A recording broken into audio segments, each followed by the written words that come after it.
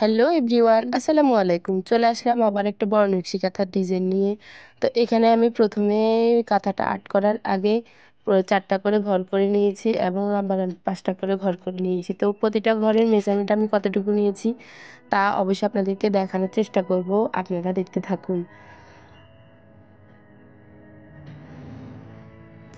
তো আমি এখানে ঘর করার পর এরকম করে দাগ দিয়ে নিয়েছি আপনাদের বোঝার সুবিধার্থে, যেহেতু একটা বড় কাঁথা আর্ট করতে দেখানো খুব একটা সহজ কথা না। তো যতটুকু দেখানোর দরকার ততটুকু আপনাদেরকে দেখানোর চেষ্টা করছি। এখানে আমি প্রতিটা ঘরের মেজারমেন্ট 19 ইঞ্চি করে নিয়েছি। পাশে 19 ইঞ্চি, এই পাশে 20 ইঞ্চি করে নিয়েছি।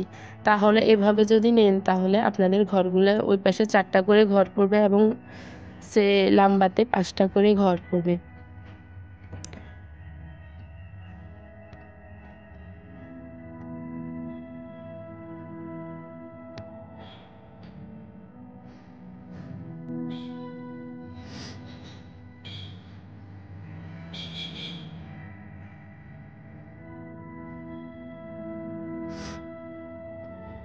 কোনায় কোনায় এরকম করে আপনারা ফুল আর্ট করে নেবেন ফ্রি হ্যান্ডে। আর ফ্রি হ্যান্ডে যদি আর্ট করতে না পারেন তাহলে অবশ্যই একটা ছোট কাগজের টুকরাকে প্রথমে কেচি দিয়ে কেটে ফুলের আকৃতি দিবেন। এরপরে সুন্দর করে বসিয়ে এভাবে ডাইসের মতো করে রেখে রেখে আর্ট করে দিবেন। আমি যেহেতু সবসময় আর্ট করি সেক্ষেত্রে আমার ডাইসের কোনো প্রয়োজন হয় না, আমি ফ্রি হ্যান্ডে অনেক কাঁথাগুলো অনেক সুন্দর করে আর্ট করতে পারি।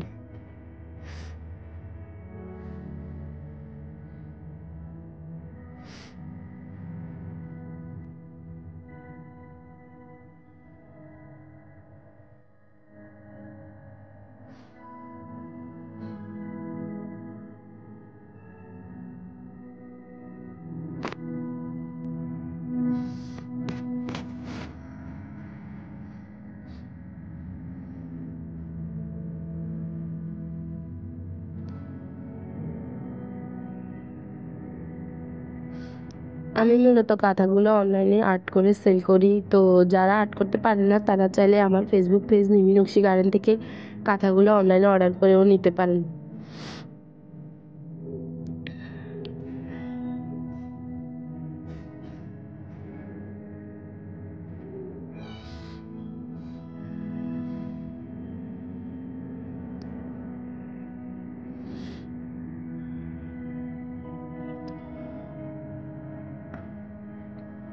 এটা ছিল একটা সুতি পপিং কাপড়ের উপরে 4 হাতে 5 হাতে 6 হাতের বড় একটা কিং সাইজের নকশি কাঁথা।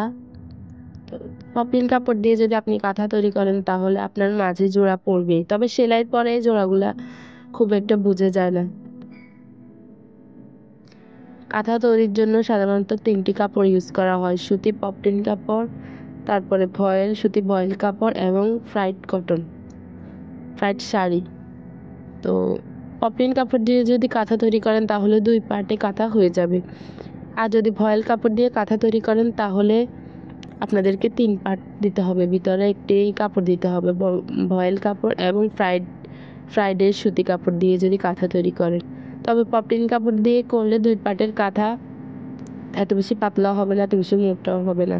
সুতা দেওয়ার পরে নিয়ম মতো কাঁথাটা হবে। তো এটা আপনাদের পছন্দ অনুযায়ী আপনারা দেওয়ার চেষ্টা করবেন।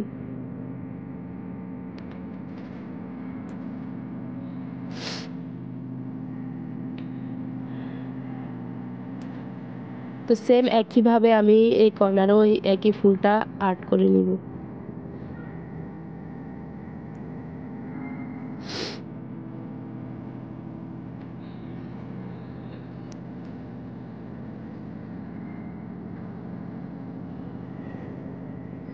পুরো একটা কাঁথা ভিডিও করা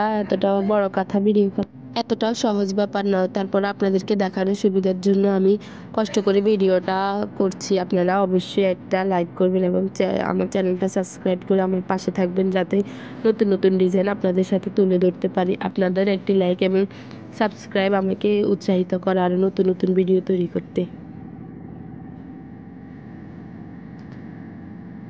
আমার এই চ্যানেলে সম্পূর্ণ নিজস্ব সব ইউনিক ডিজাইন আমি সবসময় ভিডিও করি এবং আপনাদের দেখানোর জন্য আর্ট করে থাকি। সবসময় আমি আমার নিজস্ব পছন্দ এবং নিজস্ব ডিজাইনগুলো আর্ট করে থাকি।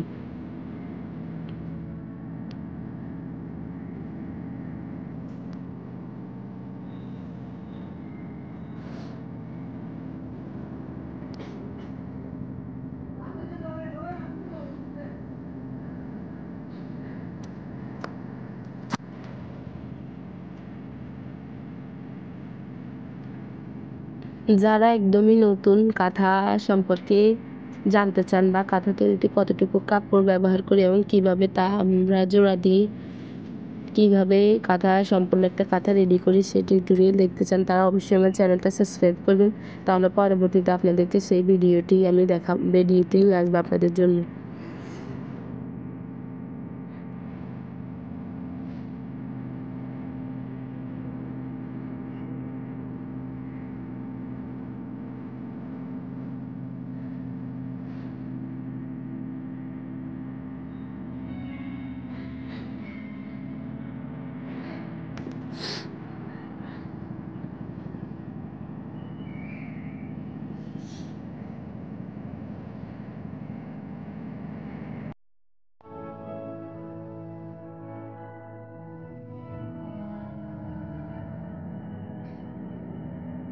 এই কোনা কোনা ফুলগুলোর ভিতরে যদি বর্ডার ফোঁট দিয়ে সেলাই করা হয় তাহলে কাঁথা দেখতে আরও অনেক বেশি সুন্দর লাগবে এবং আকর্ষণীয় লাগবে।